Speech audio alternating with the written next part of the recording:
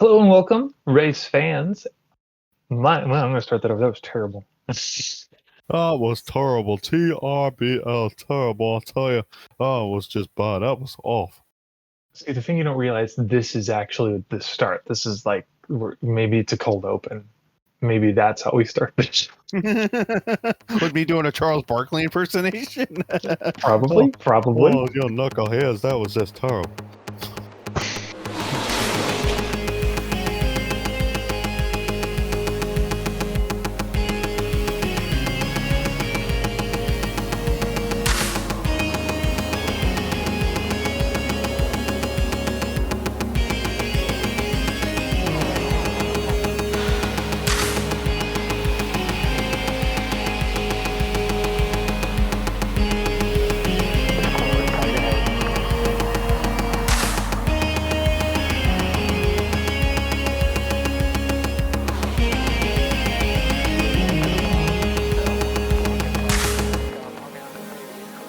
Hello and welcome to Just Here for the GSLR. My name is Sammy B. I am the driver of the 22 truck and also one of the admins, and I am joined by Chris Scala. Now, Chris, who are you? I am the driver of the production truck, I guess. No, I'm like the voice. Can I call myself the voice of GLSR? Is that fair? Absolutely. No, I think that is the most appropriate title we've developed for you yet. Better than my nickname, the Deputy. Deputy Barnes is that's a keeper, automatically keeper. Most nicknames happen out of your control, but whatever. But Right. yeah. So for all of you listening, you probably remember the first iteration, we'll call it like the season 1 of the GSLR podcast. That was the GSLR Press Pass, run by Seth Robbins. He had to step away from it, so we're sort of reinventing the wheel a little bit on this. It's going to be basically the same show, but it's going to be me and Chris. So we're going to just do this. And the one thing I said, and I'm really going to try and hold myself accountable for this, is that I didn't want this to be some ad for GSLR being a great place to race. This is just going to be Sam and Chris chatting about our races. Yeah, like we have no script here at all. Like I look around, the only pieces of paper I have are management training papers here at my footsteps, a book over here. Yeah, there's no script. So we're just going to literally wing this thing and have some fun. And Sam, I'm excited, man. It's like, I never thought I'd ever see myself on a pod. Well, I can't see myself on a podcast, technically. Hear myself on a podcast. That is entirely possible. Ooh, all right. You know what? I was going to save this question for later, but I'm going to hop right into this because I just thought of it and it's so appropriate. You said that you never saw yourself on a podcast. Well, the good news is audio medium, but you have a voice for radio, and what comes with that is that you also have a face for radio. But Yes. What is the most broadcastable TV-wise body part of yours? Is it like you got some sick like? Definitely not my hairline. Let's see. I don't know. I mean, you're talking to a 6-foot guy that eats too darn much, and that's a good question. I have to think about that one. Maybe I'm just wondering, like you got some nice digits, some nice hands, because I work in product photography and videography, and you always need just the right hands for hand tool modeling, or feet for slippers. So sometimes people don't have a face for TV, but man, they got the nicest kneecaps. It's weird what some people will I am serious. There are some models that is like that's their thing. They have nice kneecaps. So if you need nice knees in a shot, well, you get this model. So I was like, all right, what's the most marketable what's the most marketable part of your body? as I'm looking around at myself right now, kind of awkwardly, I'm like, you know what? I might have the most boring body in the world. Like, I'm fat. I have no muscles. I got a face for radio. Like you said, I wear glasses. I'm bald. I've got almost like the, what do they call it? The roundabout hairstyle. So like, it's like if you're driving into a roundabout, I mean, only thing I'm missing is a middle spot and I could have a cul-de-sac going. I mean, my nose. How about that? Let's go with my nose. Hey, well, you got me beat on nose. I've got quite the schnoz on my face. So Well, you are from up north. No offense to people from up north, but that stereotype that people from up north have the big schnozola. You know what? I guess I've never heard of that before being from up north. So, Well, I mean, think of people from like New York. Think of people from Boston. all I right, mean, fair. All right. Well, we just hot and dropped into those questions. Before we get carried away, which we already have, which I love, let's talk about the season so far. We had the first episode, which was I think it was pre Daytona, or was it Talladega this year, or was it Daytona? it was Talladega was first race, and it was because That was I remember almost not being able to sleep the night before. I was so excited for it to come out. And when it did, I mean, you, Travis, and Seth, a great interview, getting to hear like what you guys put together, the ideas and stuff. It was so much fun. And it led us into the Talladega race, which I think everybody was excited about. another thing. I'm 100% going to do my best to be open. This is not me being, again, I don't want this to sound markety to whoever listens. I want people to know what I'm honestly thinking. And I mean, if we're going to talk about Talladega, we have to talk about, I know where you're going. Yeah, no, you do, and I'm just going to go right for it. Our illustrious teammate Christopher Dean, who, man, I was so hyped. I talked about this on the other episode. I'm a road course guy who lost his way and ended up in a weird part of town and just moved in. That's who I am. I am a weird resident now in oval racing leagues, and it's still a mystery to me how I got here. I love it. But so super speedway racing is like I kind of live for it because it's a great equalizer. I know guys who have huge talent don't look forward to it because guys like me poke my nose and get up towards the front. Anyways, Blaine and I were having a great race. We were doing real good. Travis had his classic misfortune. And Dean was all over the place. And like I just couldn't figure it out. And I thought like he was just being overly aggressive in defense. No, apparently, the story goes that I think it was his brother-in-law was over. They had 2 minute shots, and then Dean got behind the wheel. So oh my god, it's hard to start out a season you're very excited for, and then have that happen straight away with one of your teammates. So and an admin, but I still think the funniest joke that's come of that is I think it was Ben Ben Pierce said that DUR Down Under Racing should be renamed Down Under Industries so that our abbreviation will be DUI. Because if Dean, the one race all it takes to earn a legacy like that. But sometimes there have been like fun races where we've done as Travis has been higher than a kite. So I guess like we're like Cheech and not Chong, but some other one. But Talladega, man, I was excited for that race, and Chris Evans won, proving to apparently be a super speedway specialist. But what else do you remember from that race? Man, I remember being excited myself. It was like, just seeing the people that had come into the league, all the hype and stuff. We had just got done. Some hoodlum decided to put together a dirt race in an arena. It was all the excitement was coming together here.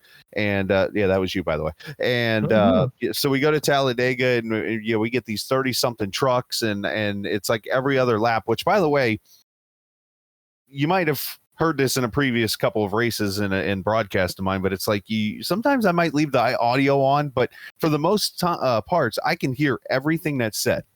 So every other lap I'm hearing, Dean, you got to hold your line, man. Dean, you got to hold your line, man. And I'm not thinking like, okay, is this guy like had a few, Black Horizon breweries? I'll get them a plug. Why not?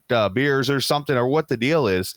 But it's like, I'm just thinking, and it's funny because I always have had that slogan that says, hey, iRacing, the only game where you can drive drunk. It's technically true. Dean kind of proved the opposite of that on this night, but I mean, some wild green flag race. And as you mentioned, Travis had his seasonal super speedway whoopsies on pit road. And he seems to do that a lot. No offense, Travis. But it was just a wild race. I remember a lot of wrecking at the end, and all of a sudden here comes Chris Evans, like you said, and we had all first time winners, and here comes Chris to ruin the whole thing and kick the season off with a win, in a pretty wild race. Yeah, no, I mean, it was a typical super speedway race. We have flirted the idea in the admin channel of again, this podcast, I'm gonna let just ideas and Absolutely. conversations rip, and we have discussed the possibility of not running a 2.5 super speedway for season 5. We may only go up to 2 miles. So, where Michigan, which is already in its traditional place as now traditional place as the the 10th race of the season, it's an idea we're floating. But that was just because the one thing that I, as an admin, and I am almost more obsessed sometimes, and I think to the detriment of my races, about league enjoyment over my personal results. And I always feel like super speedway races just kind of light the keg, or not the keg, like the gunpowder a little bit early. Just people get scrappy from the first race and they carry some vendettas into the second. I don't know what the solution is. It's always our biggest packed race of the year, but I'm always thinking about how can we keep people a little longer into the season. So it's an idea we're tossing around about maybe not running one of the Dega or Daytona as race 1. So Well, who knows? just going off that being the first time I'm hearing this, and the one thing I'm going to share too is I'm not going to hide punches. I know I'm one that when I'm streaming, especially, I might not criticize somebody or whatever, but I think for this podcast, we want this thing to be entertaining. We want this thing to be fun. And, you listen to some of the great racing podcasts out there. These people are straightforward and tell it like it is. And I think that's going to be something I probably do to myself. And I'm probably going to make somebody mad when it's over with. But yeah, guys, please don't hate us. No, we're just speaking how we really feel. I mean, yeah. But going off of what you said at first, I think of another league that I've helped run. And basically in that series, we had a similar deal, and we talked about it. It's like, you know what? We have a lot of big wrecks. People will end up being mad after being all excited, those kind of things. So, like, I think the best idea is, I think keeping a super speedway race on there is awesome. But it doesn't mean it has to be the first race. Maybe you stick it down in the middle of the schedule. Maybe you stick it down. I remember season 1, you had Daytona as like the 7th race of the season, I think, or something like that. Season 1 seems so far away. Does, Granted, it right? was like a year ago, but it was a year ago. Yeah. Dude, I was genuinely spooked to run this league because I wasn't an admin season 1. I was just a buddy of Travis's trying to keep up. And like, I remember those first races. I was nervous to race in this league. Granted, it was only like 5 of us. That's not true. I think our first race had like 14 guys or something. I don't know. But yeah. Yeah. And here's the OCD ADHD part in me here. As I'm talking to you, I'm looking down at my socks. Maybe I ought to be a sock model. I just realized my right one is inside out, and it's been on all day. Anyway, so going back to what we're talking about. Yeah, I mean, it was a long time ago, and that was season. I remember, I believe we ran 2 super speedways. We ran Talladega to start, and then went to Daytona later. And then obviously from there, it's been alternated here and there. But think about this. Look at some of the tracks that GLSR has had their best racing at. Been mild. I mean, don't get me wrong. I can't think of a bad race really until we get to, I think, race 3 of the season this year. We'll talk about that here coming up. But, I can't think of on one hand, pretty much, if you want to go that route, of how many bad races GLSR has had in their first, 50 races, we'll call it now.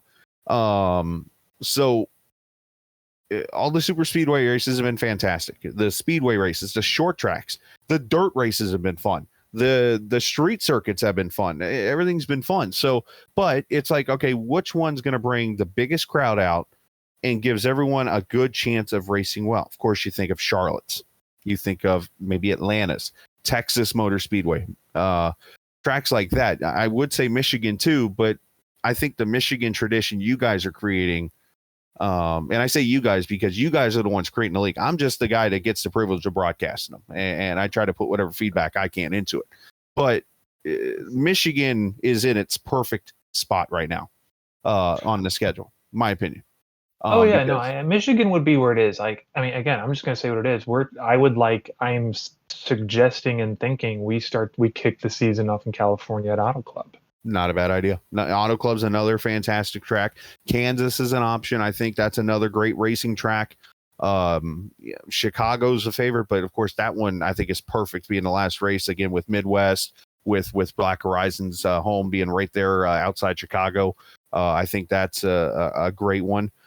So, I mean, that's just right off the top of the bat, just a few tracks that come to my mind that you could open up the schedule with. And maybe you stick Talladega or Daytona down in the schedule, maybe at the halfway point of the regular season. Do I think it should be down at the bottom of the schedule near the end of the regular season? No, because I don't know if I totally agree with a wild card being a potential decider. Right. I mean, I know they did that in like the real NASCAR series. Didn't they have like Talladega as like the cutoff before the playoffs? Is it still that, or was it just that last year? Well, they have Daytona as the last race of the regular season. Daytona. That's right. Yeah, that's right. and it's actually turned out to be pretty well. But then you look at, I don't know, some reason I see the real life being different here than in I guess when I see it, I almost see like more wild cards happening on the GLSR end or any kind of a league on iRacing because of just anything happening from a blinking driver to a drunk driver to, I mean, so many wild card factors coming into play where, you know, in real life, those guys are racing, they're racing for money, trying to get into the playoffs, and that's their life right there. All right. Well, we sure talked at length about Talladega, and we're one into 8 races that have happened. Atlanta. Yeah, I'll tell you what, and again, I apologize if a lot of this podcast just comes around to my driving, but okay, that's why we have Chris here, who is the great observer of GSLR. He has seen every race that we've done. I'm in the car. I only see it from my perspective, and Talladega kicked off a massive downturn for me. Granted, again, I'm not a normal oval guy, but like Talladega, I have an acronym that we've used in DUR since its inception, and we've rotated teammates. It's I'm like, I don't know if I want to bleep out curse words or not yet. Well, it's shit. Stop hitting into teammates. Doesn't matter. We do it all the time. Because I'll just say in the down under message, stop doing shit. But we do it anyway. So yeah, you know, Dean messed up my Talladega, and then Atlanta, I got caught up behind, I want to say Tanner Long.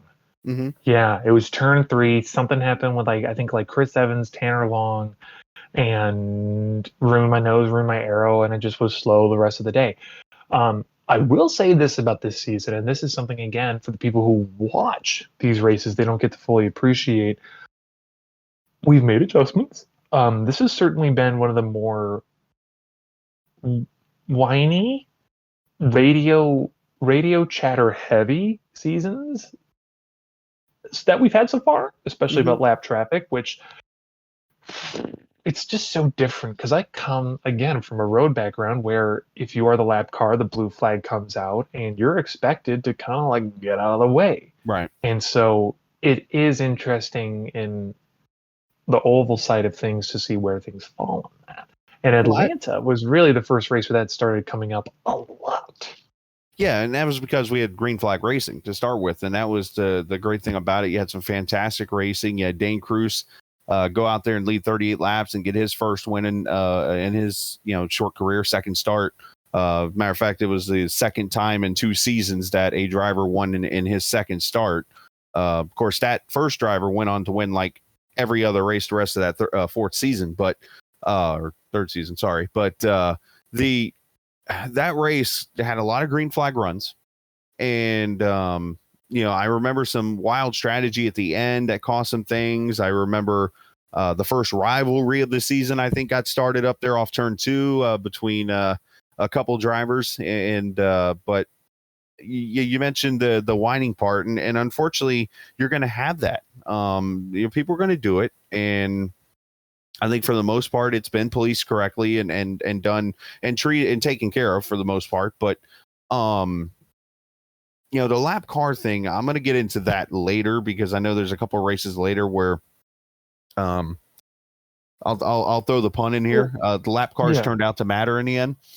But with that said, it's you're going to have that in racing. When you're not winning, you're mad. You're not happy. You're complaining. It happens. Yeah, and and that's why I never want to like shut people down when they're frustrated, because half the time people just want to get their grievances out. Days later, it's like it never happened. I'm not gonna say never happened. Some people carry grudges for a long, long time. But for a lot of guys, it's just like you're just mad, and you just want to just kind of be like, like I know for some people, I think this was season 3. I remember Travis put in tons of time to get Rockingham dialed in. And that race had its litany of whining and controversy and crashes. But Travis had top 5 pace, doing real well, running the strategy. Something happens to him. I can't remember exactly who got into him. Travis would remember. But like he was so mad. Right. But again, you put in that much work and that much care, of course you're gonna be mad. So I never want to shut down people for being angry. But then there's also just being an indignant asshole, which is different. But Atlanta, those tracks always just blend in my mind. Like your Atlanta, your Texas, Las Vegas, Charlotte. Charlotte stands out in my mind. But like, I just, again, those D-shaped ovals, they're just almost too similar. Yes, I know, like, the banking's different or the abrasiveness is different, but they really just kind of in my head. And like Atlanta, I forget happened because it's so similar. I'm like, was that Texas or I don't know. But USA, you're gonna have to talk about what happened because I think it was lap 2. I pile drived a guy and my race was done. And then I just didn't watch. I just was mad. Well, this is the part where about 10 minutes ago I said, yeah, we're going to get to that race where I talk about a bad one. This is one of the rare races where I can think of. And it wasn't bad for the sake of, like, I'm not saying it was bad for wrecks and all that types of stuff, because there were plenty of those, unfortunately, in that race. It was as bad because of the performance, I think, of some of the drivers. I mean, you guys go out there into practice and everybody has the same amount of time of practice each week, which is 55 minutes. So they get out there in the track, they're getting all these laps. And you get some drivers out there, they'll go out there and run for pace. And then you get these others that just go out there and try to break the track record on iRacing or something. And so what happens in the race, you get out there and you get the mixture of the field and you get wreck after wreck after wreck after wreck after wreck. In the end, the drivers have control of what they can do in that race and so on and so forth. You guys can control that. And it was just one of those nights where it was bad. And that's not to criticize USA. USA is a fantastic track. The truck's I think it's a great match on that track. But for some reason that night, it was just everybody was spinning and all types of issues. And I remember Dane Cruz ended up leading 96 laps in that race. If I remember, it was close to a 200 lap race, if I remember correctly. But Dane led almost all the race, if not half. I want to say the longest green run, just kind of throwing it out there, was like 10 laps. It wasn't long at all. Caden Atkins ends up winning the race. But I just remember people being just angry. I remember one driver saying he wasn't coming back. I remember just all these different things transpiring that night. And it was just a product of that track and just the way the drivers were driving it that night. Unfortunately, turned out the way it did. Yeah, and it's really interesting to see how different tracks click or don't click. And also how the way you format a schedule can really change, I feel like, the attitude of the league. Because, again, Dean, Travis, and I all have vastly different wants when we talk about tracks that we like. Right. I'm always suggesting the weirdest, oddest tracks and trying to squeeze in 3 road courses, to which I'm shut down. Oh man, there was one I know. Surprise. Travis wants all the short tracks. He wants all of them. He loves short tracks. And I had such a, we're getting ahead of ourselves, but the first short track race I've actually had fun with was the one we just completed an hour ago. And even Richmond, I feel like is a squeeze, is a short track, but we'll come back to that later. I just feel like short tracks are, they just breed anger, and to have it as a third race is just like you got. And this sounds bad. Like I always want to save a short track for later in the year. Let guys get comfortable running alongside each other. You know, we might have if we're lucky, if we get our wish and we keep 35 guys for a whole season. I know that never happens, but like say you did, I would much rather have that be the eighth race of the year that we're going onto a short track versus the third. I think a lot of misfortune lined up. I think Talladega rubbed some people wrong. Atlanta had its fair share of, again, people just being kind of nasty on the radio. And USA was a powder keg. You know, it was just the perfect storm of getting people really angry. Follow that up with our next track, which I think did go okay. I still wrecked out. But I made it like a little bit, not lap two. So, yeah, I don't know. It's short tracks are such a gamble. And it's like you need guys who are short track guys to have a good short track race because otherwise I just feel like they're caution fests and no one has fun. Which is ironic you say that. That's kind of what it turned into in the end. But one other factor I'll add too on the USA part, there was a custom setup for that race. It wasn't like a USA specific setup, if I remember correctly for that. And I think that could have played a role also in this because here the rest of these races we're about to talk about actually had setups for the track. So you go to Bristol the next week, and you know there were some wrecks in that race, but we had some great green flag racing. We had pit strategies coming into play. We had cars going backwards, cars going for trucks, I should say, going backwards, going forwards. Had some drama. Jason Dalton ends up winning the race, and I remember Jason actually runs in a short track series that I broadcast for on Thursday nights, and I know that people like him. People like Matthew Telder, who's in the league, Brian Sutphin, who's in the league. He's been on and off this season. Drivers like those guys, I look at, all right, these guys run the short tracks every Thursday night, so they're going to know how to get around Bristol. And when you look at the standings there, you see Dalton obviously wins the race. Cruz ran well and kind of had some issues. Lee Telder ran well that night. Just a lot of the short track aces kept their track or their truck normal or kept it clean. But that race was a lot better than USA was. And that could also be with the familiarity of the track too. I mean, a lot of us, we run Bristol once every 3 months. So it's almost like we're on that track a ton. So, you know, if you haven't figured out that you enter the corner in the middle, slide up to the top and save your tires, you're going to have problems. Yeah. I mean, again, it's hard for me to remember. I feel like, Bristol, it just was. I think at that point I was just so in the doldrums, like just had three turd races in a row. And when I wrecked out, I remember I had chatted with you before the race, and you're like, "Hey, your mentality will, really help you, set your pace for the race." And I'm like, "Well, we'll see if I make it." And you're like, "Well, if you're gonna have that attitude," and then look who didn't make it. So. I think going forward with short tracks, we need to lean heavier on where have people been, because you got to have a lot of trust around the guys that are near you because there's just nowhere to go.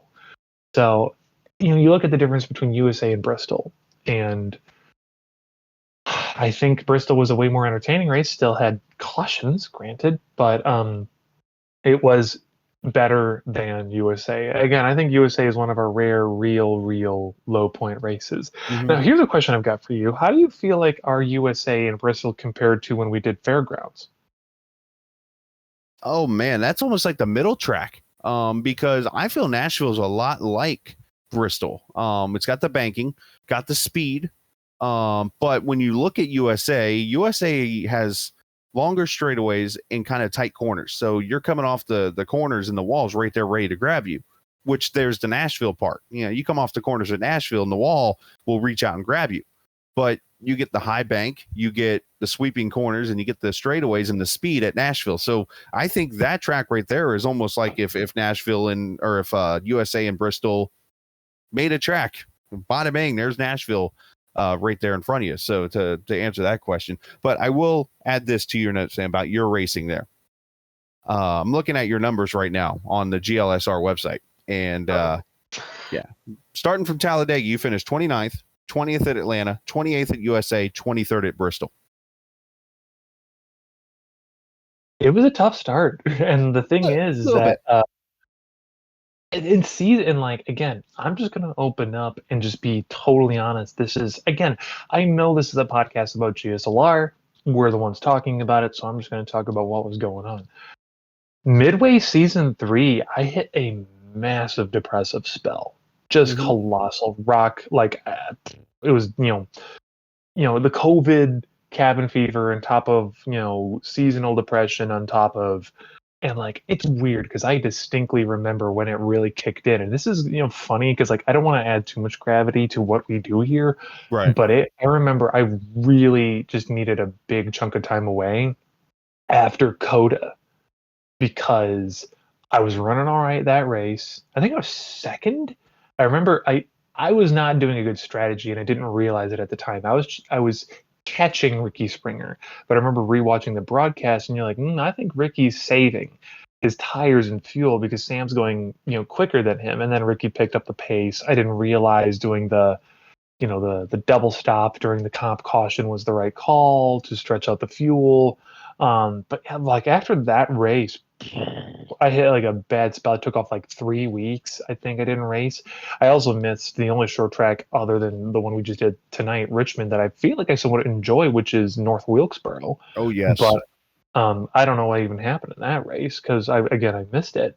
But yeah, no. So going into this season and having the first 4 races just being what they were, yeah. Again, like I get it. It's racing, but it has become such a staple of my week now. And like Oh, absolutely. and how I feel and what I'm thinking. So anyways, that's enough about, um kids, listeners, go to therapy. It's great. I highly recommend I if you apparently am the therapist of the league now. Hey, but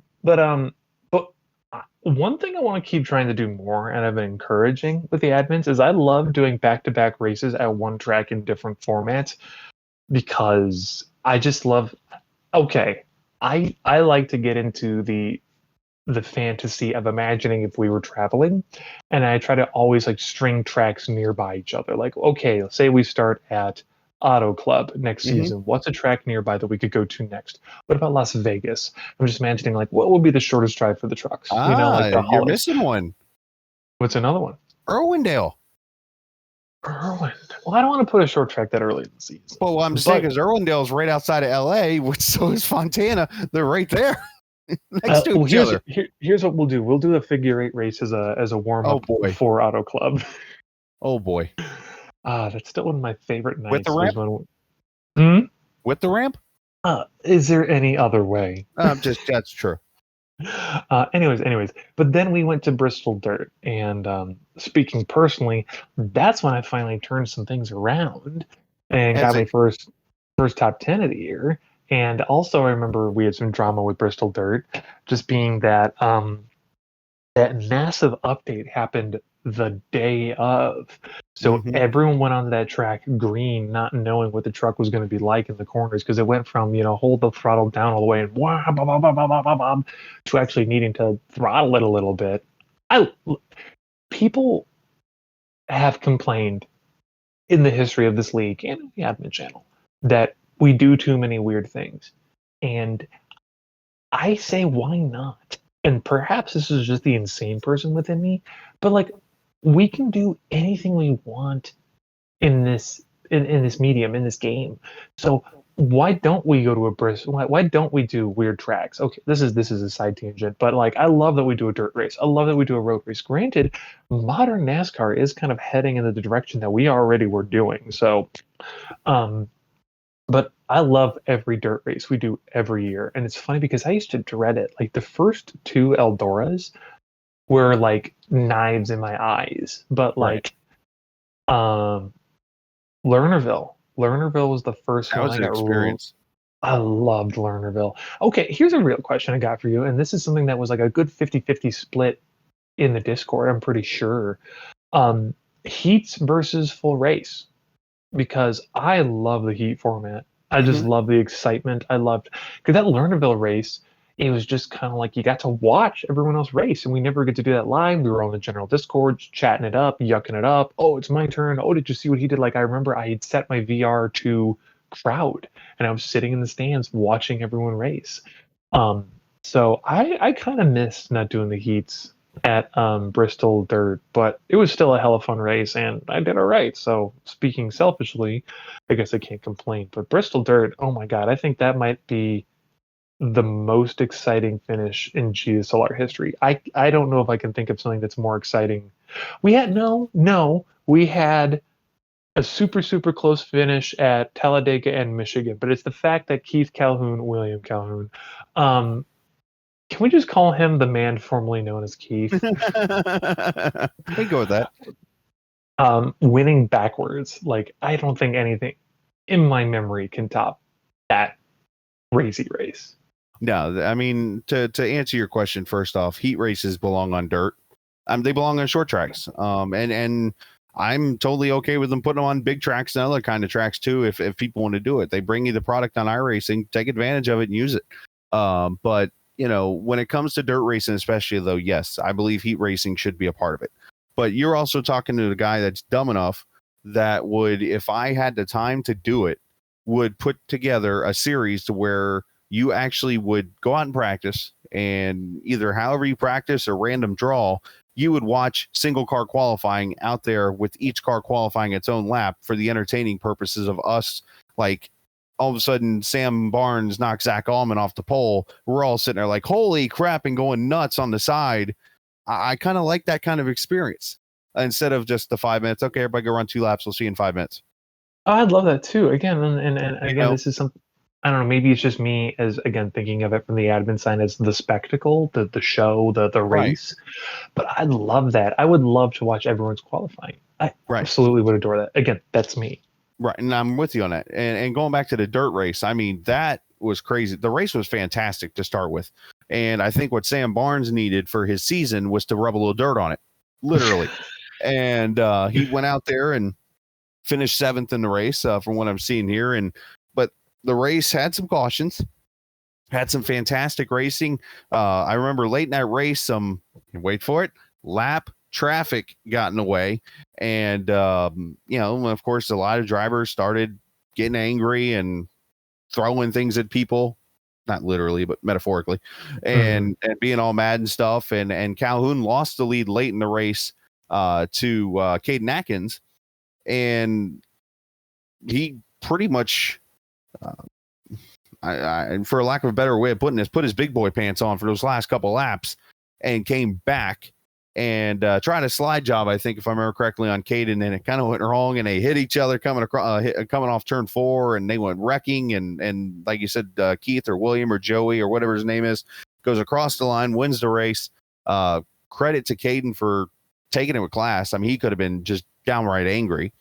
But that race actually led to me, I believe, was the race where I actually made a decision myself. And this was coming from uh, the iRacer myself, I guess, but Mhm. also the guy watching the race, where I wrote my own 5-paragraph essay on the Discord page because I kept hearing people complaining that they need to get out of the way because they are a lap car. I'm about to lap you. You need to be out of the way. And it's like, well, wait a minute here. These lap cars deserve to be on the track with you. And it's their right to run whatever lane they want. You have to go around type of thing. Um, and I explained that. And some people agreed with it. Some people didn't. It turned into a little bit of a debate and stuff. But, I firmly believe to this day, we learn it in road racing. It is your job as the faster car to go around the slower car. Now, if the slower car is more unpredictable than a hurricane, I understand you're getting mad now because you're worrying about one, taking yourself out, but taking somebody else out and that kind of thing. That's totally understandable. And you have every right to be upset. But when a driver is running the lane he's comfortable in, you go around them. Your job to do it. You're the faster car. You obviously have the better handling car. And that kind of thing. Don't just sit there and complain because the guy's in your lane. I mean, this isn't let's see, you're up in the Midwest. This isn't Highway 90 going through South Bend, Indiana. You're not going to get everybody in the right lane. Okay. If somebody's in the left lane, okay, yeah, you get a little irritated, but you know what? You suck it up and you go around them. Get over it. And it's just something that I think luckily, and I don't know if the radio was just quiet tonight or people just didn't express it. I feel like I think we rounded a corner a little bit, and granted, I also think we just had, again, we're getting ahead of ourselves in race order. But yeah, it's just interesting because it's like generally, if the leaders are coming up on me, I try to just be courteous. Again, I know the reality of the fact is I'm an admin. If I'm a dick, it also reflects on not just me but the league as a whole. So I know that. But like at the same time, it's a push and pull. You faster, and they know you're faster, and they're trying their best to let you by. Some people don't, but okay, like you just said, you're the faster car. Anyways, Bristol Dirt, I adore the fact that this league puts on. Okay, side tangent. This is me, admittedly, as an outsider. Mm-hmm. I would not call myself a diehard NASCAR fan yet. Granted, I've watched more races of NASCAR the last 2 years, year and a bit, than I have in many years. I there are many things that are new to me or interesting to me, or I'm remembering from the past. Like I watched NASCAR as a kid for probably 2 years, fell off the NASCAR train, got back to my original roots of F1, and so on and so forth. But I find it amazing that NASCAR is, and this is outside GSLR. I know we're getting off on a tangent. This is going to be a common thing. That these guys take these stock cars, which are admittedly only really refined for ovals currently. Yes, the next gen car will be different. But I love the fact that they go to Bristol and they sling these things on dirt. And then a few weeks later, they're off to Coda and they're doing that crazy turn one incline and that tight hairpin and doing the S's in these same cars. I find that incredible and a testament to these drivers. And I don't know why more people aren't singing the praises of these guys going out and doing this and not just being like, oh, I wish they just did ovals. Granted, again, I'm gonna check myself and understand that I'm an outsider in these knowledge, and that there are many people that's what they grew up on. So I don't know, the dirt race and the road races that NASCAR does, I love, and they're also the races I typically do best at in this league. And rant. Well, I'll say this: the ones who say, and just I'll jump back to Bristol here, but the ones who say that the road courses don't belong on the schedules and that there should be an oval only is NASCAR. Those are the old generation fans. Those are the ones that are used to Sonoma and Watkins Glen, and that's it. Period. So, but that's another day for another topic. But yeah, that dirt Bristol race, wild. Calhoun won. Obviously, I've shared my opinion about the whole lapped cars and that kind of thing, and do they matter or not? I went there again. But in the end, it's the leader's job again to get around the lap car when it is all over with. Period. I mean, that's what it comes down to. And the race ended the way it did. We moved on to Homestead and continued on with some different racing. We had gone away from 3 straight short track races and a lot of angry drivers at that point, and to Homestead that had its own drama to it.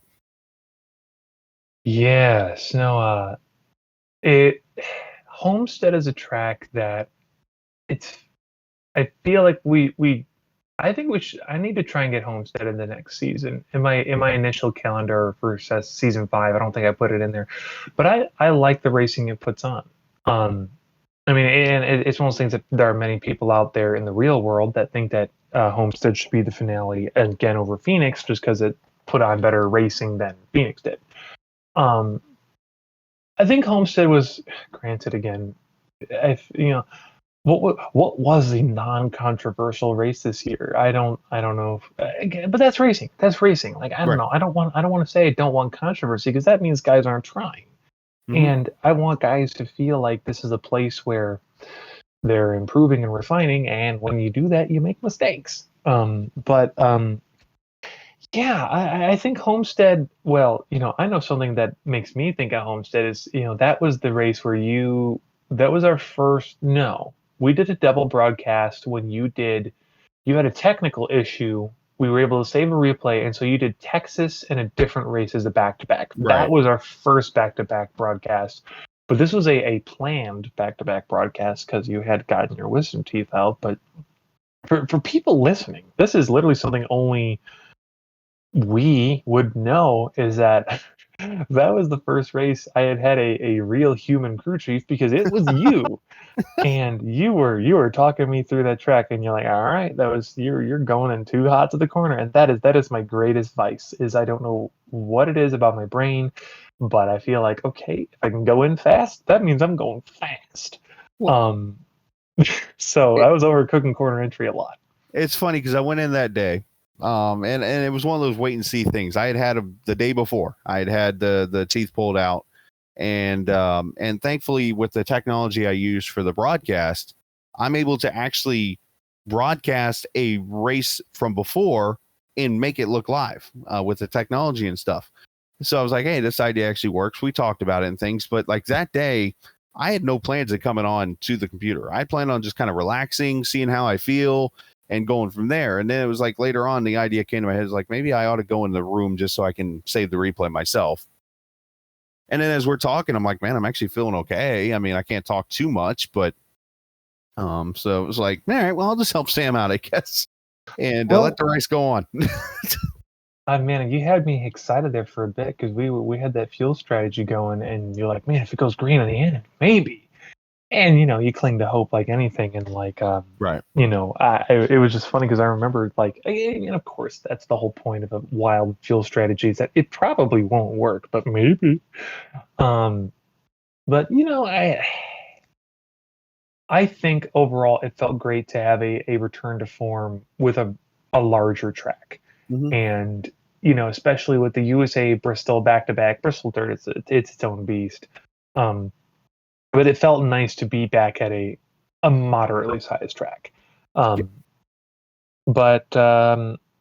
but then we went to we okay. I will admit, I feel a little bad about how this went, and this is a totally me thing. We have a smattering of Canadian drivers in our league. Mm-hmm. And I had this idea to really build up Canadian Tire as this sort of all Canada event. And I was gonna try and make like a fun little, I don't know, race promo stuff, and like do something for all of our Canadian drivers, and do a Canadian paint or something. And then it worked out, because I always sponsor my podcast, Sith Talk, sponsors all the road races. And then I was able to roll it to do Sith Talk for both Homestead Miami and Canadian Tire, and then it just sort of fell to the wayside. But it felt super cool to have our first official GSLR race that was not a US race. So I know Mm-hmm. Canadian Tire has a hugely rich history with the truck series, so that was cool, because I feel like we usually use the road race sort of as a wild card race. Like, I always push for the crazy stuff. I think we made the right call, and I don't know if I think we took inspiration from your league when we did Coda West Mm-hmm. only, and not the full Coda, and I think that was totally the right call. I'm glad we did that, because full Coda would have been hard. But I still think the zenith of my fun having racing, and like are also just the wait, they're doing what factor, was trucks at Belle Isle. I think that still is kind of like head and shoulders, even though I still took third in both races. That race stands out so much for me, because it was just, I just love street courses so much. In that race, I feel like, again, you had told your IndyCar guys, like, you should watch this insanity, and it was fun. I know for some guys it is just stabbing them with a knife over and over to drag them to these road courses, but I'm sorry. Well, um, they put on great racing. That's the thing, though. I mean, you go back to that Homestead race, you had a fantastic race that had some green flag runs. Even had the closest thing to green flag pit stops when it was over with. I say closest because we didn't totally complete them, thanks to one guy that didn't pit in one lap. But needless to say, Sam Barnes. So the basically you had great racing. Zach Allman ended up winning that Homestead race. It was his first win, and I don't think we can go to Canada Tire real quick. Robert Johnson in that a Homestead race. Oh my God, Holy I almost cow! skipped over that. That I Yeah, was so. Also, Sean Peachin and Sean Peachin took third. I mean, that's yeah, a guy. I don't want to step over Robert Johnson. I'm so happy for him on that race. yeah.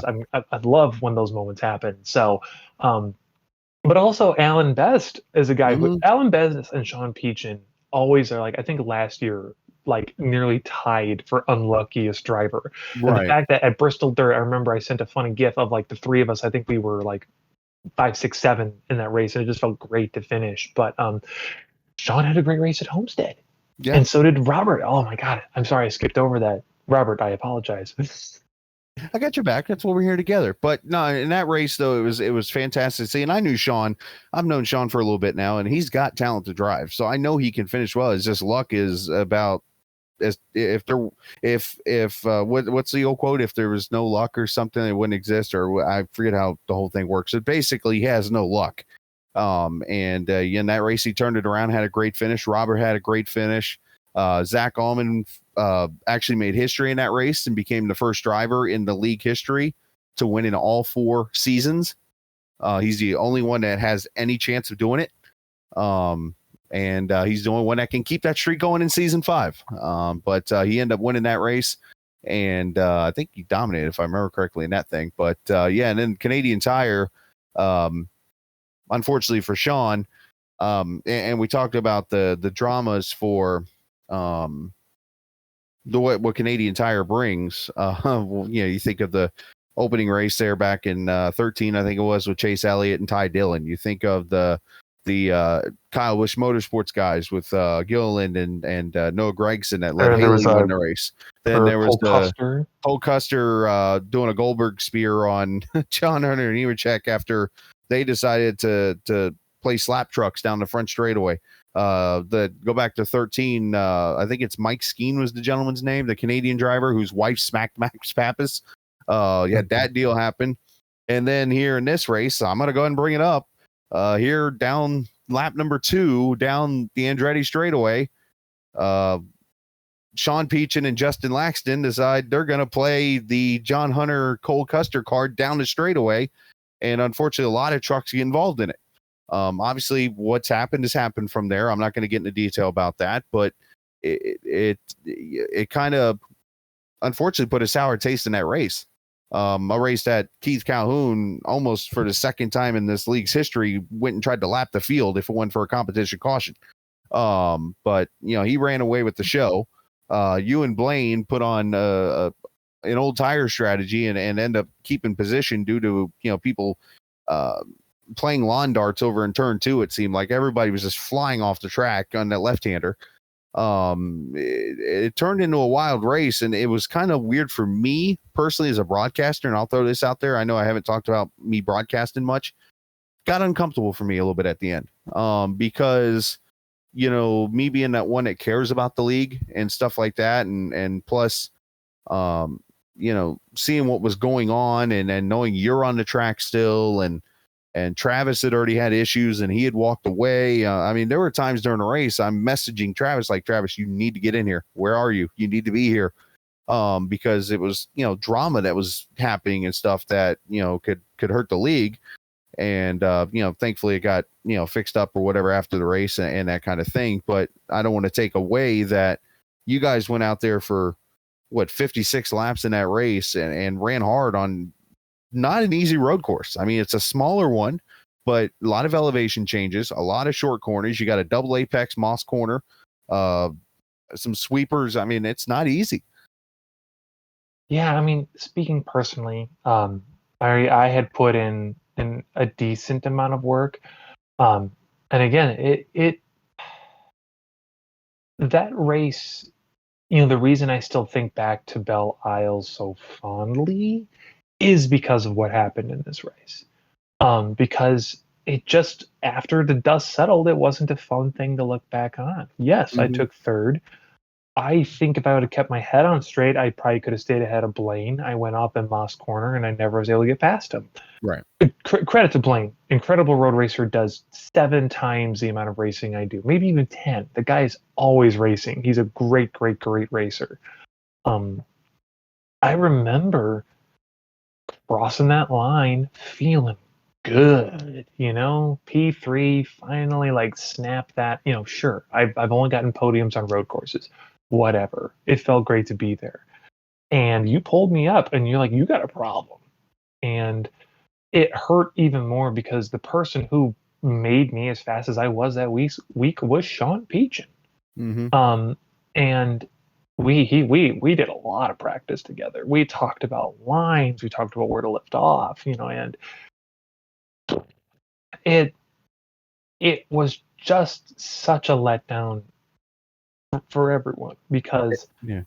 again, I talk about how I care about the league as a whole. I can finish 28th, but if it was a great, interesting race and a lot of people had a good time, I can walk away okay.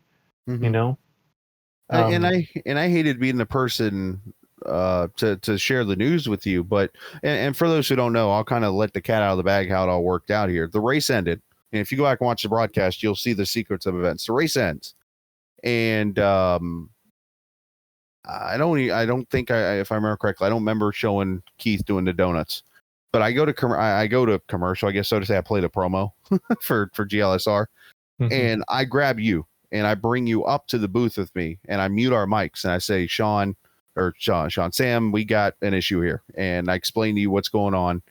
And and obviously I'm like, I know you're happy about the finish, and that's awesome. We'll talk about it here in a second. I want you to enjoy this.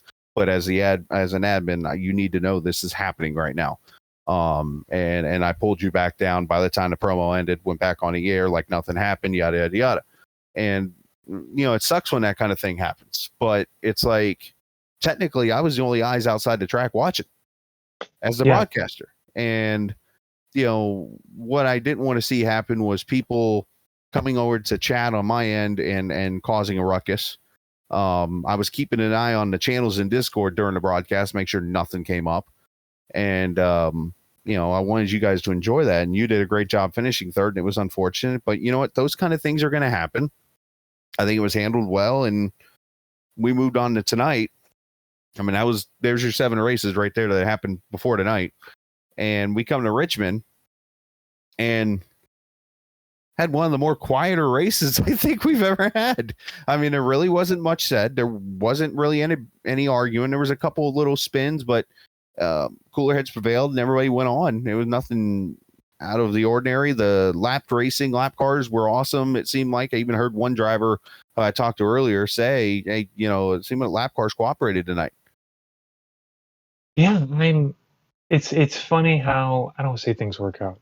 I feel like we had all that tension and all the discussion that went on after Canadian Tire, and a lot of people who were really upset and were just like, "Hey, something needs to change. We have spent this whole season, dancing around these issues, these people." And I remember Sean saying, and it hurt. I mean, he did not hurt me, but it hurt to hear. He said, Sam, I respect the hell out of you and Travis, but if you don't do something, I'm going to walk. And that really speaks volumes because it's like, I know Travis and I do a lot to try and make sure, nothing against Dean. Dean does help out.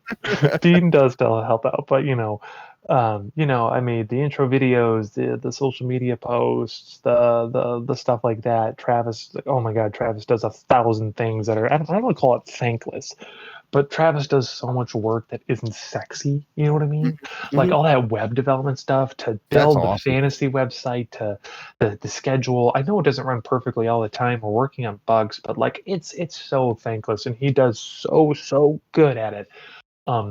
It hurts when stuff like that happens because we bust our ass to try and put on the best racing league possible, and when it happens, it hurts. So I'm glad that we were able to resolve that.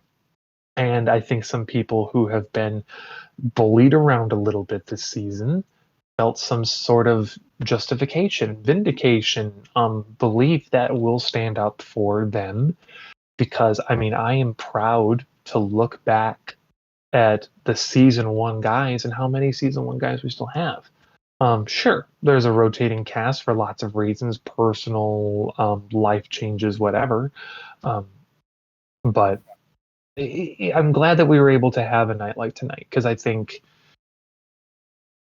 mean, I had some tough battles against guys like Chris Evans and Mhm. Ben Pierce, Alan Best, and for the most, I mean, Pierce did get into Evans, but that was only after. I mean, seriously, we were probably running three abreast. Well, yeah, maybe once or twice, but like line astern, 1, 2, 3, for probably like 10 or 15 Oh laps. yeah. Maybe that's embellishment, but I mean, there was tight racing where there was give and take. I'd get ahead of Ben, I'd mess up the corner, he'd get ahead of me. It was fun, and so it felt nice that we were able to go to Richmond, which I was ready for disaster tonight. I was ready for 10 cautions, and we had a good race. Yeah, he only So, had 4 cautions, 150 laps. Some great racing throughout the field. You mentioned you guys battling in there with Pierce and Best. You mentioned the little bit of contact with Pierce and Evans, which was unfortunate. You had one wreck that was caused by netcode. And I mean, you had one team in particular, PPM, that showed up. They were at one point, they were 1 through 4 for about the first 40 laps of the race. I'm like, here we go with a Hendrick again. Zach and Dane Cruz just ran up front all night, and Dane did everything he could and could not get around Zach. And this is the part where I say Zach won 2 weeks ago, and now you start to wonder, and I know we're going to preview Phoenix coming up here in a few minutes or whatever, but it's like Zach is starting to get in that midseason form we saw in season 2. Last season he wasn't at his best, which of course Ricky Springer had everybody covered, but he's starting to get in that midseason form to where, yes, he's got a team that's arguably right now the best team in this league when it comes to points and talent and how they're driving and everything. But Zach right now might be the best of that bunch. I mean, it's interesting. We look back, and Zach is our second two-time winner this season, right? Yeah. Is that correct? Yeah, And you're right. really, I feel like, and this is not me trying to take anything away from William. He is someone who's just really good at specialty stuff. On dirt, he's a monster. On road courses, forget it. But he has run moderately well. Granted, he's a new father, so Yes. I'm sure he's not practicing. So the fact that he's just rolling up probably in just cold turkey banging out top fives, like, if Keith was on his William was on his pre-father days, he'd be up there. But the fact that he's able to turn up and do that, but like, yeah, it's Zach is gonna be scary. I think Phoenix, he's gonna look just as strong. And then I feel like we're gonna need to save this for another episode where we talk really about a playoff picture. Right. Who's, I feel like actually that'd be a perfect episode for when we talk, next week for Michigan. See who really needs to have a stalwart performance and who needs to just kind of cling on, because then we're in the playoffs. Right. But wow, we there was a lot to catch up on, and but the fact of the matter is we really glossed over things. To wrap up the show, because I don't even know how long we've been going. It's funny, half of these questions I feel like I've prepared could go kind of long, so we'll see how many I get to. I've already used one because I already did my face for radio jokey question. But unless you got anything else to really add about Phoenix, Well, the only thing I wanted to add was a stat that I came across tonight, actually, is as we were I was kind of prepping a little bit before we got going. Zach Allman actually led his 1,000th lap tonight as a GLSR racer. whoa, That was actually on the website. I was like, whoa, it's like 1,038 or something like that now. he's just gonna keep getting scary good, and it's And funny because he's a big kid. No fun, no offense. I mean, He's a kid. they've got all the time. Well, But sure. like, no, I'm he has matured immensely, and I Yes. said this on the last episode, less show. You know what I mean? Just leaps and bounds in his approach and his mentality. And I mean, those PPM guys are scary, but Zach is still, I feel like you said, the class of the field for them. Yeah. So, But yeah, all right, do we want to do some rapid fire questions? we can. And I've got 10. You've got 9. I've got 9, so you go Which I'm first. changing my answer to my sock. My inside out sock gets to win. We'll see how many we get through. All right. Shall we do one-on-one? Should we? Yeah, one. You go first. You go, then I'll go because I've already done one. All right. So, all right. First question for you. You got a? I assume you got a music playlist because everybody does. Mm-hmm. 5th song in your playlist. The 5th song on my playlist. Mm-hmm. I'll do what's the 5th song I've liked recently because I've got a lot of playlists. So I'll see what's my most recent like. The 5th song on my playlist is a song by Gaspard Adjou. He's one of the 2 guys of the French duo Justice. It's from his new album, and it's a song called either Belladone or Belladone. I don't know, but it's a. The album is called. What's the new album called? I'm gonna have to look that up now. But that's what the 5th song I've liked recently is. I'm a huge dance music fan. I just like to feel good, Like Okay. I'm not a metalhead. I like rap, but me, I want a fat 4 on the floor beat and some awesome dance music. God, it's also French. I believe the new album, it just dropped like earlier in the week, is called Escapades. I don't know. Look Justice up. It's Sounds their very latest album. Spanish for French, but anyways, go ahead. Well, I'm lousy at. Well, I was gonna sound like a total tool bag, like, well, I did do a summer abroad in Italy. It was a semester. All right.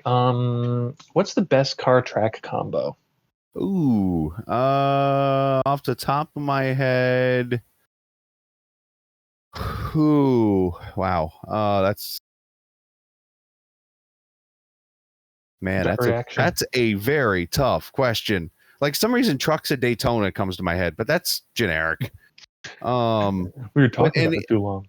And even that recently is like, it's kind of not been as good because you can't really push as much anymore. But that used to be some fun stuff because the outside lane would get going and that kind of thing.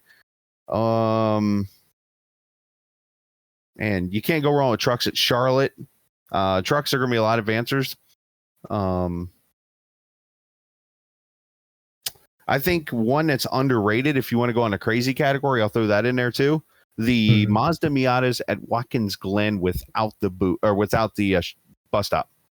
That does sound fun. A lot of bump drafting. All right. I was curious what your gut reaction would be on that one. All right, hit me with another one. All right. Concerts you've always wanted to go to. Daft Punk.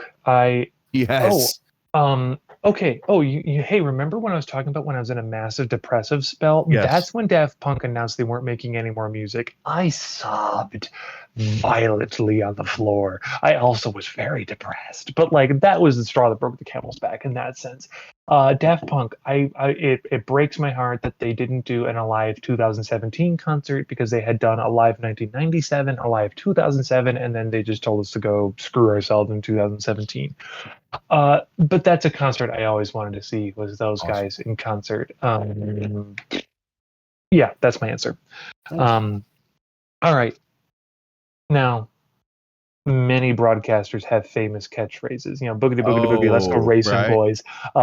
Lights out and away we go. What's your catchphrase, or should I say, what would you want your catchphrase to be?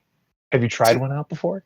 That's the trickiness because, like, a catchphrase, I feel like just comes off the top of your tongue, whatever. You just come out with it. You can't. I mean, you go back to, I remember Michael Waltrip one time was like she bang, or something like that, trying to go off of what Daryl said with the boogity, and it was like no. When I was in radio, I actually did the whole Sia thing that I do at the end of every broadcast. And I was like, you know what? It just came to my mind. I was like, I'm going to do it for the iRacing too. But instead, I'm also going to throw in here because let's face it, iRacing is the best racing sim you're going to find anywhere in the world. That's why it's so big. So that's where I was like, you know what, this isn't just a game, it's iRacing. That's literally what it is. And I was like, I'm running with that because nobody else has it. So that's why I've come up with the one I have at the end of every broadcast. You hear me say, this isn't just a game, it's iRacing. And I throw my C at the end. You do have a catchphrase. It's just at the tail end. All right. Interesting. Mm-hmm. All right. Hit me with another one. Something you watched on TV as a kid that you've never told a friend.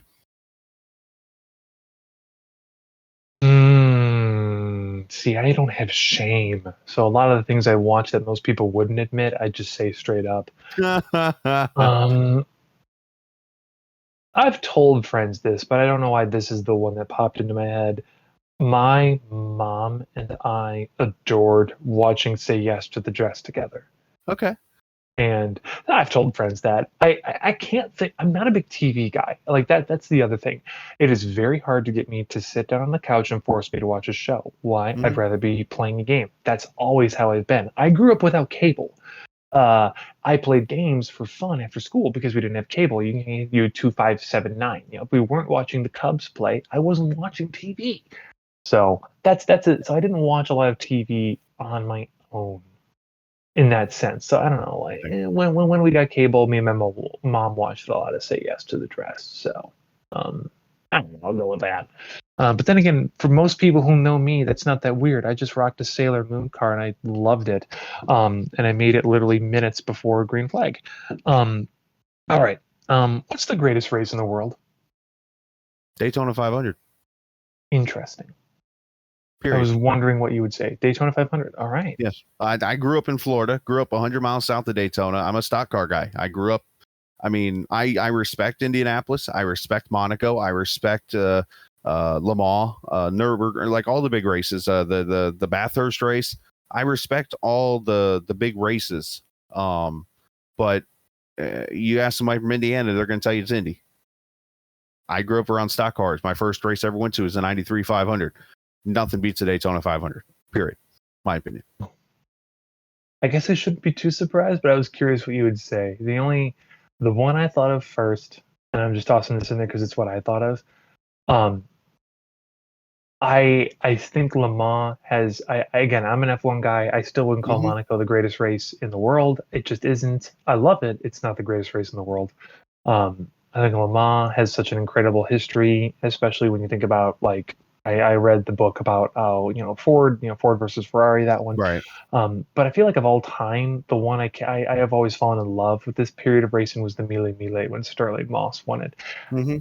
I digress. You hit me with another question. I'll make it all time in this one because I just put favorite race car driver, but all time or right now or whatever. Race car driver. Current. I would say almost. I love Danny Rick. I love Daniel Ricciardo, F1. He's very much, I think, we're kindred spirits in personality. Mm-hmm. But on the NASCAR side of things, I'm a budding NASCAR fan. I'm learning a lot. I'm catching back up. As a kid, I liked Casey Kane. Wouldn't call him my favorite, but who was my childhood driver growing up. Boy, I mean, I've got their numbers on my truck now. I like Denny Hamlin. I like Bubba Wallace. I think there's a lot of NASCAR drivers I just like in general. Like, I really like Alex Bowman a lot. Mm-hmm. I don't know if I'd say I'm an Alex Bowman fan, but I like him a lot. I like Ryan Blaney. Oh God, who? I was listening to a Radioactive. I think Tyler Reddick will have a career as a comedian after all this because he's the. He had the wreck at Pocono. I think it was Pocono or the one prior where he had an accident and they're like, "Oh, are you all right?" He's like, "Yeah, I think my brain fell out, but hopefully it'll stay away." Like he's hilarious. But like all time favorite, and it's funny because he's still racing. I like Kimi Räikkönen. Granted, we're opposite personalities, but when I was a kid on my own, I would wake up at 5 a.m. to watch F1 races, and there was something about Kimi Räikkönen that clicked for me. So I've always liked Kimi. But was this like the previous like ESPN days, like back when like Damon Hill are you talking more like the later part? Um, Damon Hill might have been racing. I mean, this was like, I mean, like Lewis would have been. No, he wouldn't have been rookie year because this, like, when I watched was when Kimi Räikkönen was on McLaren with David Coulthard. You still had Schumacher around, Right. like that period of F1. Hmm. Um, but like current F1 side, I love Danny Rick. Granted, I've got the biggest crush on, like, I've told this to my wife and we joke about it. I'm like, look, if I was gay, Carlos Sainz, mm, there's something about Spanish men, like Fernando Alonso, Carlos Sainz, fantastic. Not there's But anything wrong with that, by the way. but I love those guys. So, all right, all right. Another one for you. What would the name and genre be of your debut music album? Ooh, that's a good one. I've been listening to a lot of country music lately. But I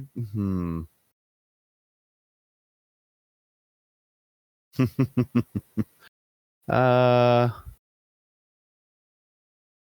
it would have to be, you know what? I would find a way to somehow do some kind of country rap album. I don't know how I would pull it off, but I don't know. I grew up an old school hip hop guy. But then there's the old school country, but then there's the new country, and then there's the old school hip hop.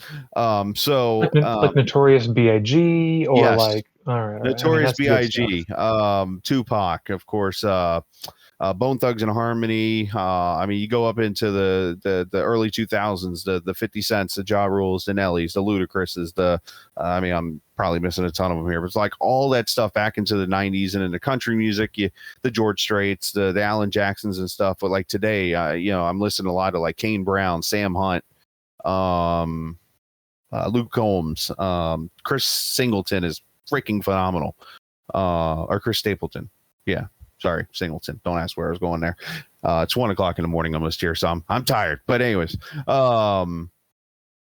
so I would go and now name of the album. Gut reaction, just go Oh for it. my gosh. Well, Degadine. what Degadine, that's awesome. Actually, you know what? It's funny, and I don't mean this in any kind of derogatory way, but it's a term of music. When I was in radio in the last couple of years, the country music was starting to swing a little bit and had a little bit of hip hop sound to it, and we called it hick hop. I'm going All there. right. All right. All right. Hit me with another one. The track you wish GLSR would add to the schedule. Boy, you've asked the madman of schedule making what that is. Remember, this guy did put a truck race on. Help me, the Chili Bowl. Chili Bowl. He did this. Yeah. I mean, there's two levels of this. There's realistic, like what could actually happen, and if I was given unlimited power, what I would pick. Realistically, I want to see both Long Beach and Chicago Street on one calendar. I want to do two street courses in one. No, I want to do all three. If you gave, okay, fine. Wow. I would do Belle Isle, Long Beach, and Shy Street all in one season. Again, I think everyone would quit. But in my fantasy, sure, why not? If I could only pick one track that's really bonkers wild, I know that Blaine Sparling claims that you can do Monza without chicanes and it's pretty good in the trucks, he says. Um, I also think it'd be really cool to do Le Mans, like to do like an endurance truck race at Le Mans. I'd like that. I don't know. That's what I've got. I know you just said it's 1 a.m. there, so maybe No, we you're can. fine. I'm in no rush. We're good. I'll sleep. But it's funny you say that because one idea that's actually come to my mind, and I thought about saying this when you talked about it earlier, and somebody actually planted this in my head for something, and I was like, it came to my mind for you, and I'm like, imagine doing a double header on one night where you did a short race at the Chicago Street Circuit and inverted the field and did the Chicago Oval. Huh. That would be interesting. I'm just gonna plant that in. We'll move on. All Your right, question. well, we're gonna put a pin in that one. And now this could be a long answer. Oh boy. So, because I wanted to hit more on just you as the person, but I'm good with that. how did you get started in broadcasting? Actually, I'll put a short version of this in there. I always watched Sports Center when I was younger, and always thought it was cool to do that. As a 9-year-old, my best friend out of Florida was playing in a playoff game in Florida for youth football. My dad was president of the league, and I was running the scoreboard at times and doing a pretty good job of it. And there happened to be no announcer for the game, just a public address. So I looked at my dad, who was standing in front of me. Dad, let me try it.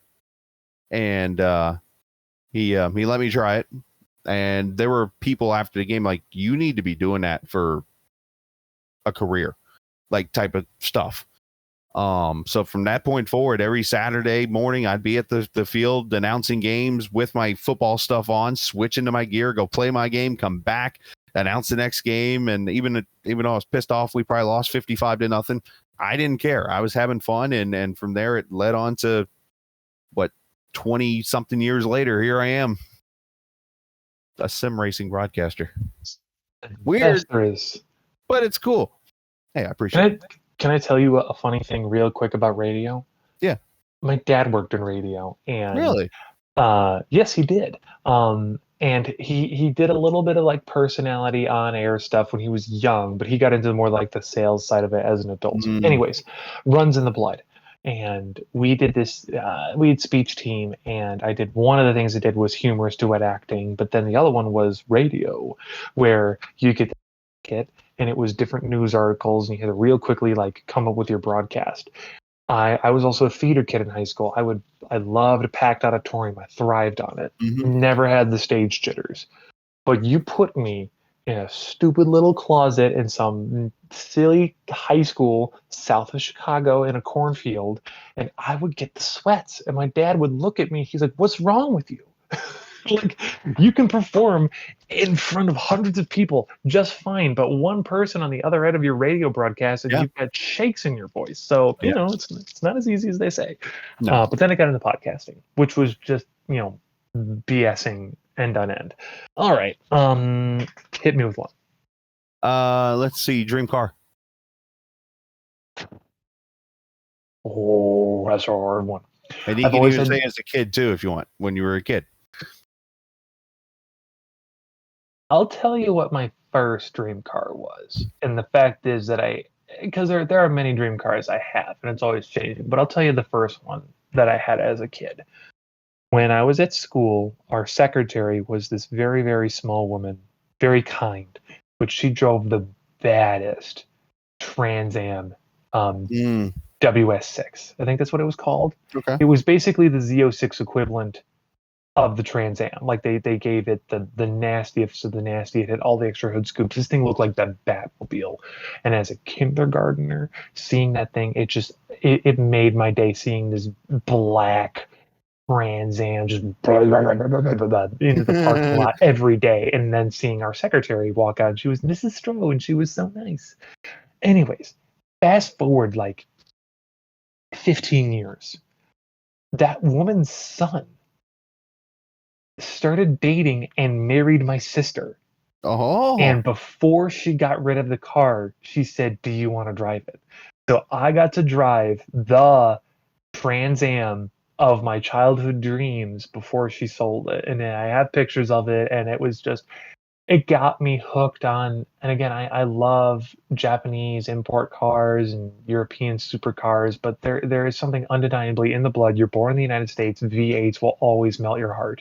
And man, that was a great car. And I think if I was a very rich man and I could buy a bunch of cars, that would be one of them. So I don't know if that is my dream car, but that was the first one as a kid that I would fantasize about owning, was that black WS6 Trans Am.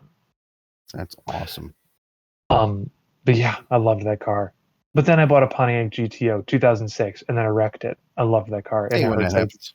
It's hey, that's what you get for trying to daily a 420 horsepower car in Chicago winters. So that's a fair point. But I got what I had coming to me. Anyways, when did your interest in racing begin? Oh gosh, it was that day. I mean, I say that day. If you were listening early in the podcast, you know the day. But No, I mean, I always played racing games. I mean, I remember Bill Elliott NASCAR. My dad showed me it when I was a kid, but my first race, the 93 Daytona 500, that whole week, I talked about it yesterday, or what's officially July, for Happy July, by the way. June 29th, which was 2 days ago, was my dad's 4-year anniversary of his passing from cancer. And I shared some memories and stuff. And that was the one I went to, was, my first race in Daytona in 93 as a 7-year-old, or actually a 6-year-old at that time. So I was about to turn 7. Jeff Gordon wins the first dual race, which ended up being his first career Daytona win. And he had made his first start that race before in Atlanta in 92. So he wins that race. And then Bill Elliott, who ended up being my favorite driver of all time. And of course he retired. Casey Kane took over. I cheered him for a while. Now Chase is here, and here now I live 20 minutes from Dawsonville, Georgia, which is weird. And that's a whole nother story for another day. But to go through all that, and then the Dale and Dale show in 93, where Jarrett passed Earnhardt late in the race, and then Ned Jarrett, of course, the famous call, it's a Dale and Dale show, yada, yada, yada. And from that time forward, it just goes back. And I told people this every time they went to their first race. I said, from the time you watch the first lap here, your life will change as a racing fan. Daytona is a bucket list track for me. Mm-hmm. The biggest bucket list track I've checked off was Monza. That was an incredible experience. Was Monza.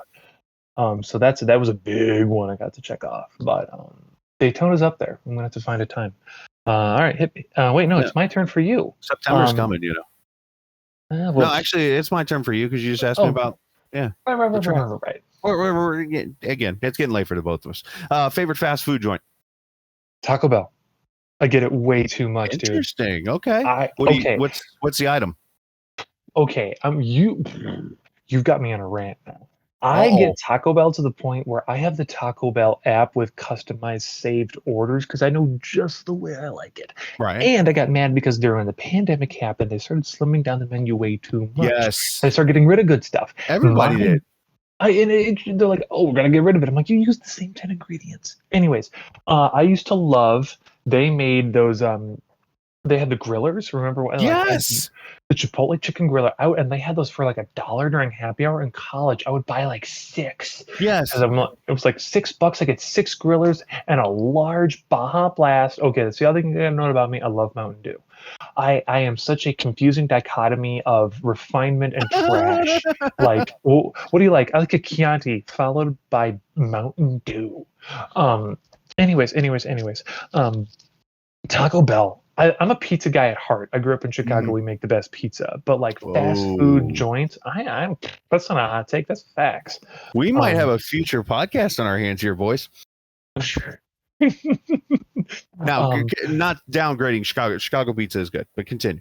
Okay, here's the thing though. People only think about deep dish. Like, oh, Chicago only makes deep dish. Look, no, okay. They don't. Real Chicago folks, they make the party pan pizza and they cut it. Not party pan, but like they cut it into squares. That's real Chicago pizza. You go to the South Side, you want to get some great Chicago pizza. You get some Aurelio's pizza. I got Travis to try it. He loves it. Anyways. Taco Bell. My vice of choice right now is the beef quesarito with extra nacho cheese, extra beef. No steak? I don't know. The steak always, I don't know. I like the beef version of stuff. I feel like their steak is just like, I don't know. If I'm gonna get steak, I'm gonna get steak. Like, who am I kidding? It's like, it's Taco Bell. Just give.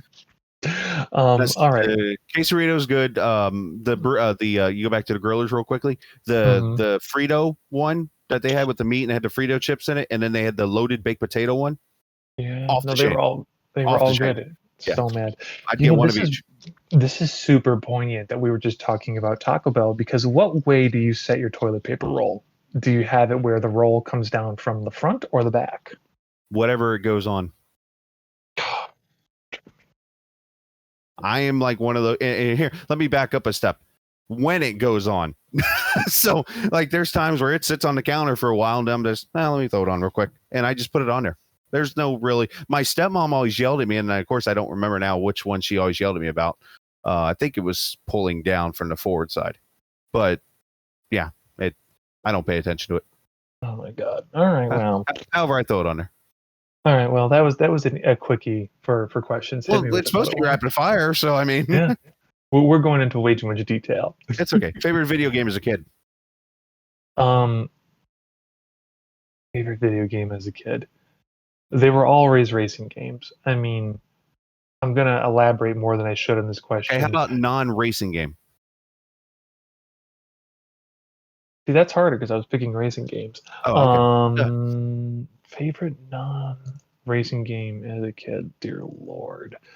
Um, Pokemon. I mean, my first system was a Pokemon. I got Pokemon Silver as a kid. Cyndaquil was my starter. But like, I'm gonna go back to what I was gonna elaborate on. My favorite racing game would be Need for Speed Underground 2. Okay. Yep. Like that is the game I came back to again and again and again. The soundtrack has stuck with me my entire life. Like there are songs from that game I still listen to this day, and That's they the are one with driving. that's the one with the doors, right? Yeah, but it was Okay. the one where it was like Snoop Dogg Snoop over Dogg, the right? top of Riders them. on the Yeah, Storm, right? Yeah, yeah. Mm-hmm. but like there was a bunch of great games I got from that song. There was Spitting Games by oh my god, who was that by? Oh, I'm forgetting. There was a couple Queen of the Stone Age songs that I got from that game that I really loved. I mean, 20, 24. Well, that was actually the first Need for Speed Underground. Anyways, Need for Speed Underground 2. The early, well, I say early, those the that period of Need for Speed games, Underground Phenomenal. 2, Most Mm-hmm. Wanted, that was like the golden age of Need for Speed, in my opinion. Yeah, those are fun. Those are fun Um, games. well, this perfectly lines up with my next question. What was the racing game that defined your childhood?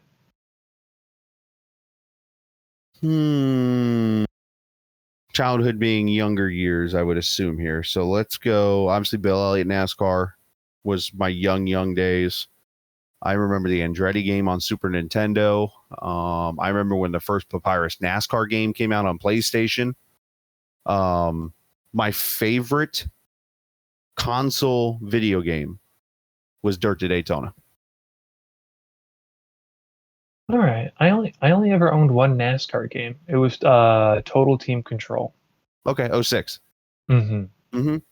Other But than that, I was a Gran Turismo guy till I die. Like mm-hmm. I loved Gran Turismo. Um, but yeah, it's funny how like when did you start iRacing though? This is not one of my questions, but when did you start doing iRacing? Memorial Day weekend 2012.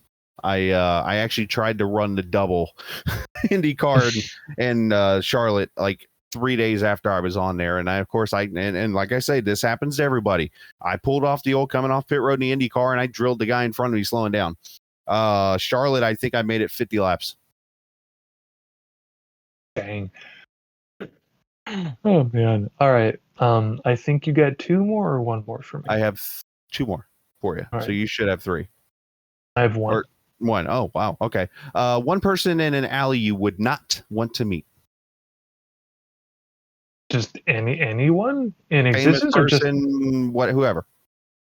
I I'll mean, try to I've got like four in my head. I mean, sure, I could think of lots of people like Putin. I wouldn't want to meet Vladimir Oh, Putin in an alley, he's but not on my like, list. well, I mean, like, you keep it that vague. I'm gonna try and think of a racing driver I wouldn't want to meet in an alleyway. Uh, Let's say I'm sure Ryan Newman's on that list somewhere. why did I think Ryan Newman? Like that sounds really weird to say, but like Tony Stewart. I Okay, wouldn't yeah. want to meet Tony Stewart. Might be the one, and I don't know. He's Tony Stewart's up there. Hmm, I'm trying to think. There is another guy in my mind who I'm just not like. I mean, there's the obvious answers like Dale Senior. Like I don't know. Um, I don't know. Tony Stewart. He just seems like he would like. He is like seems like a nice. He seems like a nice guy, but I feel like he knows like, all right, you're in this alleyway and you did something wrong, and I have this. I don't know. Maybe that's hitting too close to home with the accident he had on that one dirt track. I'm not trying to implicate that. I just Yeah. realized that right now. I lived in New York when that happened too, like right down the road. Yeah. So like I don't Anyways, know that personality wise, I'm not saying anything about the other things that's happened to Tony Stewart. He just seems like someone that would know how to fight really hard. right. So I'll throw a couple names out there at you. Liam Mhm. Neeson, Of course. Gerard Butler, Still Chuck see him Norris. and Lane. Yeah, yeah. Couple You're names thinking up just a lot of celebrities. I mean, there. like, Yeah, sure, I like, mean, yeah. Sorry, I couldn't. If I see them, I'm gone, and even then, I don't know how far I'm getting. true. They have a certain set of skills. All right. Well, Yes, my final question for you is, what's your driving anthem? like meaning song that describes me, Like, or like, song that like I want to. you're in the car, it's windows down, it's the perfect summer day, the sun is setting. What's the song you're putting on the radio? Man, that just comes down to the mood I'm in, kind of. I don't know. Like, I could tell you if I wanted to go, just like when I was in college. I remember going up, up the turnpike in Florida. I had a broadcast of a high school football game in 2006, and I was going to school in Fort Lauderdale, and I had about a 2-hour trip. And I turned on "Liberate" by Disturbed, Hmm. and I found myself going 110 all of a sudden. I'm like, "Oops!" Um, but oh my gosh, it comes down to mood for me. Like, I mean, if I could, probably old school hip hop would be that answer. But then again, I just ran the 6 hours at the Glen, and I was jamming to country music before the race.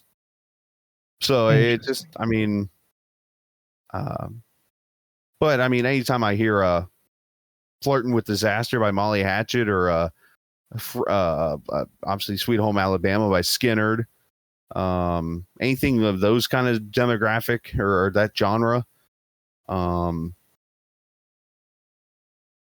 yeah, I mean, "Heart of a Champion" by Nelly is an underrated song if you wanted to get pumped up to something. Um, yeah, there's a few songs out there you could do. All right. Mine Man, to I feel you. like, Oh, I saved the best for last. all right, here we go. Hit me. All right. If you were to be able to get a movie casted about you, who would play Sam Barnes? Let me really think about this one. I mean, I'm looking at your photo on the page right now on the website, and I'm trying to think of somebody. I See, mean, you're not accounting for my stature. Famously, I'm a long boy. I stand 6'6", so we need a tall actor. Um, man, um, Adam Driver's got the range. I bet Adam Driver did, and he's local to the region, sort of. He grew huh? up in Mishawaka, Indiana, which is Yep, only I know where like it's an at. hour and a half from here. Yep. I like Adam Driver. He's got a big nose, so he's already got that down. He's really tall. He's got that down. He just has to lay off some of the muscle, and he's got it. So, Adam Driver.